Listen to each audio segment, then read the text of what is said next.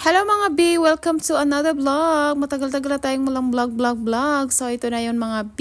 Nung nakaraang mga araw, matagal-tagal na rin. Ito yung aming pinuntahan. Mag-iina kasi lumabas kami, 'di ba? Tapos naisipan naming daanan na itong museum dito na matagal na talagang gusto naming pasukin. Akala naming maliit lang, wala masyadong laman. Aba, nagulat kami. Kahit yung asawa ko na taga rito, hindi niya pa ito na napapasok kasi nga palagi siyang busy. Ngayon lang nagkataon na kasama namin yung aking sister-in-law. Sabi niya nga, ay hindi, pumasok tayo dyan kasi galing na ako dyan. Maganda dyan, matutuwa ka dyan. Sinabi niya sa kapatid niya. So yun nga, na-surprise din ang ating Baba Ali. Tingnan nyo ito. Tuwang-tuwa siya dito sa Bacala o kaya tindahan na makikita mo talaga yung sobrang luluma ng mga paninda. Grabe, nostalgic sa kanya yon. Nakita niyo yung mga candy niya binibili nung mga bata pa siya, 'di ba? Nakakatuwa. At ito naman nga, nakita niyo mga furniture, mga appliances, mga bi. Grabe ang luma. Tapos pinakita niya sa akin, sinabi niya sa akin na yung television na yon, yun daw yung naabutan niya daw yung TV na ganito, yung ganyan, yung sa atin sa probinsya, yung pinupukpok, pero hindi naman siya nakaranas ng pinupukpok yung appliances kasi sa kanila pag sira na tapo na. Anyways, ang dami nga ditong mga gamit na parang talagang bumabalik ang memory niya. Sabi, ang dami niyang kwento, pero syempre si Babalin yung mahihain. Habang nagkukwento siya sa akin, wag ko daw isaman sa video ko. Ako na lang magbo-voice over. Okay, intindihin niyo na kasi nahihiya si Babalin niyo pag nagsasalita siya sa video. Ayaw niyang naririnig yung boses niya, kaya ayan, pagpasensyahan nyo na. Pagbibigyan natin ang ating Diyosawa kasi baka hindi na tayo pa-video, charos. Ayan. So, ito nga mga bio, ang dami dito. Dito sa museum na to, makikita nyo yung mga handicrafts, yung mga trabaho ng mga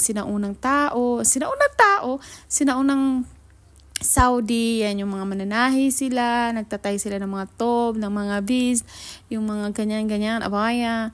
So, ayan yung hanap buhay dito sa Alhasa. Dito sa museum na to, pinapakita ka lang yung buhay dito sa Alhasa nung mga panahon pa. Kasi po, ang Alhasa, ang isa sa pinakalumang lugar dito sa Saudi Arabia. Mas luma pa siya sa ibang city. So, ayan. Ang pinakaluma is yung Katip, tapos Alhasa, yung Riyadh, bago-bago pa nga yan. Sabi sa Google, charot, sabi ni Baba Ali. So, isa sa pinakaluma ang Ganar. Yung unang-unang tinirahan ng tao. Anyways, ato nga may pabaril-baril pa dito, mga collection siguro ito ng isang may-ari ng museum. So, ayan, may mga pabaril dyan. Tapos, makikita nyo dito yung mga gawa sa pottery. Kasi dito sa Alhasa, guys, maraming bundok na kagaya ng Algara Mountain. Meron sila doon ng mga pottery businesses. So, isa yun sa hanap buhay ng mga tao dito sa Alhasa noon. So, ayan, meron din dito. Tapos, yung ibang mga gamit sa bahay na talagang kinolect ni Mr. whatever, what's your name, Mr. Khalifa, ganon. Anyways, ayan po, di ba? Parang palagay ko, maraming taon to nag-collect yung may-ari nitong museum para lang mapuno niya itong museum niyang ito. Di ba, nakakatuwa. Talagang dinala niya lahat, yung mga makaluma, yung mga machineries, na hindi na ginagamit ngayon pero talagang pinreserve niya at tinagay niya dito sa museum. O diba, nakakatuwa talagang pumasok sa mga ganito. Tuwang-tuwa nga kami dito yung nakita namin yung iba't ibang collection nila dito ng eroplano ng Saudiya, diba? Yung airplanes. Tapos yung mga ticket, kung paano piniprint yung mga boarding pass. Hindi ko na ata na video pero nasa unahang video ata yun. Basta tuwang-tuwa kami kasi nakita namin kung, alam mo yun, meron pa mga handwritten. Di ba? Sobrang makaluma na talaga. Talagang nostalgic. Talagang matutuwa ang mga mata mo. Kasi ako, bilang isang probinsyana sa isang isla, wala naman kami maraming ganito-ganitech. Alam mo yun? Pero naabutan ko lang yung tibing pinupukpok pag malabo-labo na. Yung marami ng mga pumipiyok-piyok. Naabutan ko rin yun. Pero ito, yung mga gamit dito sa Alhasa, talagang, alam mo yung parang, basta, lumang-luma na talaga na hindi mo aakalain na dito sa disyerto talaga kahit na ganito sa Alhasa marami talaga nagpa-farming, kahit disyerto, tapos yung mga mananahi, yung mga pottery, Alam mo yun. Tapos ito sa video, tingnan nyo to. Marami dito mga collection ng camera sa photography. Yan. Tapos sabi nga ni Babali, tingnan mo yung mga picture dito. Meron din kaming mga ganyan sa photo album. Diba? Talagang bumabalik yung alaala niya. Kasi mahilig sila sa camera. So, ito rin, pinakita rin dito yung mga ang tawag nito. Ayan yung sako ng bigas na ang pangalan pa Alhasa Girl. Totoo daw yan. Talagang wala namang pic dyan. Ayan nga, yung lagayan daw ng bigas noon, ang pangalan Alhasa Girl. Diba? Saan ka makakita? Dapat naka-Arabic, diba? Pero dahil kasi dito sa Eastern, Aramco talaga yung pinakamalaking company na na-impluensyahan na sila ng American. Parang na-colonize na sila ng American because of the Aramco Oil Company. Kasi ang dami ditong foreigners way back, lalo na sa Alcobar, sa Damam, tapos dito sa Alhasa. Talaga maraming Amerikano noon way panahon talaga. Sabi, nabanggit nga ni Baba Ali, yung mga nagsiswimming daw sa Half Moon. Talagang nakatupis talaga yung mga Amerikana, mga B. Pero ngayon, wala na. Hindi na. Kasi nagkaroon nga ng war, diba? Yung mga pinagpapatay, ganun. Mga noon-noon pa. Tapos yun, nabawasan yung mga foreigners dito. Tapos ngayon, nagbabalik na naman ang tourism sa Saudi Arabia. So, nagbabalik ang mga foreigners. Napapansin nyo naman, diba? Nagiging priority na ang tourism dito sa Saudi Arabia. Lalo na sa Riyadh. Sobra milyon-milyong mga tao na talagang dumarating. Anyways, naikwento ko lang noong mga buhay ng dito sa Eastern. Kasi ang Eastern Province, nasakupan siya ng Jubail, Damam, Alcobar, Alhasa, Katip. Yan yung mga Eastern Provinces na tinatawag. Malayo sa Jeddah. Marami kasing nagtatanong sa akin, Ma'am, saan kayo? Tapos pag sinabi kong Alhasa, hindi nila alam. Alam na Damam, Alcobar. Ang Alhasa, mga B, it's between Riyadh to Damam. Tapos dadaanan mo siya. Pero kasi hindi mo, pag galing ka sa Riyadh, may iba na kasing daan.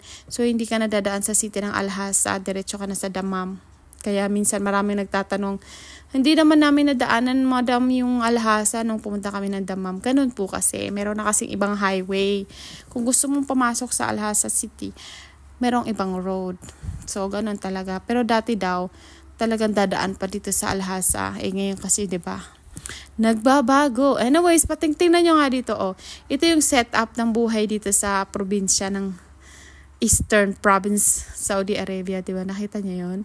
Yung mga naghahabi yung nanay, tas ganun. Tas ito nga mga bio, ito daw yung mga school bags noong mga bata pa sila. Ganyan, naabutan niya daw yan, ng mga school bags na yan. Meron daw siya ganyan. Tapos dito sa museum, pinakita rin yung mga luma nilang mga libro. Diba? Nakakatuwa. Gusto ko rin magkaroon ng ganitong museum doon sa Pilipinas kasi hindi ako masyadong nagpupunta sa mga museum. Baka meron kayong alam kung saan ako pwedeng makakita ng ganitong museum na ipapakita ko rin kay Arabo yung mga ganitong setup natin ng mga bata pa tayo, yung school natin, yung armchairs na ganyan, para naman makarelate din siya sa ating buhay, diba? Pero kasi ako, natutuwa ako, nakita ko itong mga setup na to sa kanila sa museum kasi mas lalo kong nakikilala yung asawa ko, yung cultures nila, ganun. Tapos yung mga libro ng pinag-aaralan, ganun. Basta, sabihan nyo ako kung meron kayong museum na alam na nagpapakita ng mga ganitong kemi. Anyways, dito nga sa video to, lagyan natin ng volume.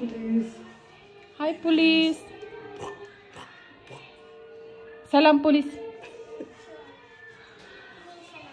Tapos mga B, dito rin pala sa Eastern Province, mga B, especially dito sa Alhasa, meron kaming dagat na tinatawag naming Uger. Tapos yung Uger, meron dong port na sobrang lumang port na ginagamit yun dito, mga B. So kaya makikita nyo dito may mga gamit na pang kalakal, yung ganon, pang sa ginagamit sa mga barko, yung bangka, kasi wala pa namang barko-barko noon, mga panahon, diba? Ayan, meron sila dito.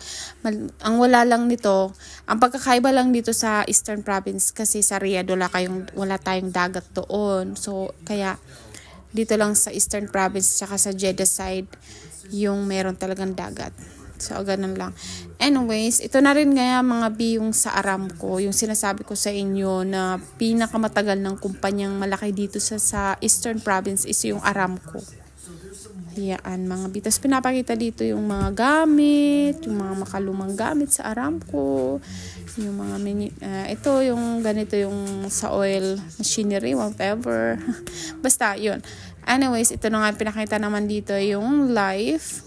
Dito nyo makikita yung pinost ko ngang takore na ang daming butas. Anyways, ayan yung lumang rep. Tapos ito naman yung for agriculture na ginagamit. Dito kasi guys sa Alhasa, may mga farming talaga dito. May mga farmers. Meron ditong rice field. Talaga mga basta ang dami. Tapos ito naman pinapakita yung mga lumang laruan na pang baby, di ba? Ang sipag naman talaga ng collection nito, di ba? Tapos ito na yung mga laruan. Tuwang-tuwa si Baba Allen niya kasi nostalgic sa kanya. Kasi most of these games daw, meron sila sa bahay noon. So nagbabalik memories siya. Oh, di ba? Nakakatuwa. Ang naabutan ko lang dyan yung Nintendong Super Mario nung bata-bata pa ako. Masaya na ako nun. Pinadala pa yung galing Amerika ng aking uncle. Mabuti na lang at naranasan ko yung Nintendo. Ito ata yun, no? Ayan, ganyan. Super Mario. Tapos ngayon may Super Mario, di ba?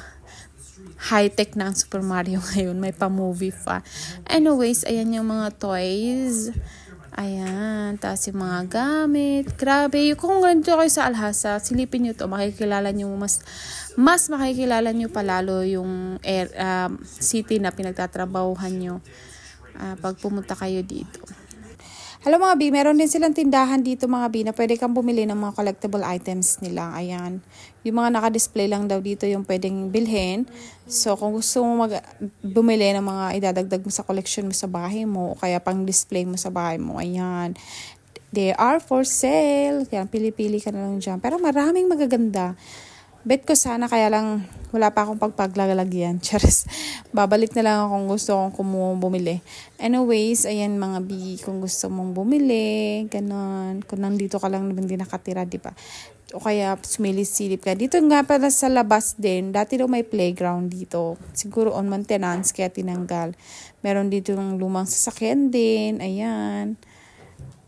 Anto Chrysler. Ayan, sobrang luma. Pero tinignan nga namin yung interior. Parang sino-showcase lang nila dyan. Ayan guys, ito yung itsura ng museum sa labas. At ito naman si Ate Yasmin, nagmo-model-model dito sa labas. Ayan, itong mga pabanig na yan, yung mga basket na yung gawa yan lahat sa palm tree. Which is yung dates. Kasi ang meron lang naman sila dito as yung date trees. Yan. Ito yung produkto naman nila dito. Hinahabi nila. Yan, ang model-model naman dyan ng Pilipina